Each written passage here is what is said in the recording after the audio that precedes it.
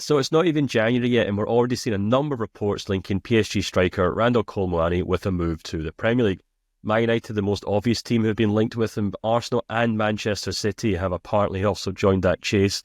And I just kind of wanted to do a quick video talking about what kind of player he is, why he hasn't worked out at PSG, and why he probably wouldn't be the smartest signing for either of those Premier League clubs. Kolo Muani really burst onto the scene 2 seasons ago for Eintracht Frankfurt, and he was the star player in Oliver Glasner's very defensive, very counter-attacking team where he scored a buckload of goals and created a number of assists as well for his teammates. But what made Kolo Muani such a good player in the Bundesliga in the first place was he was able to take advantage of space out wide and almost play as a left winger, where he could take on defenders one-on-one with the ball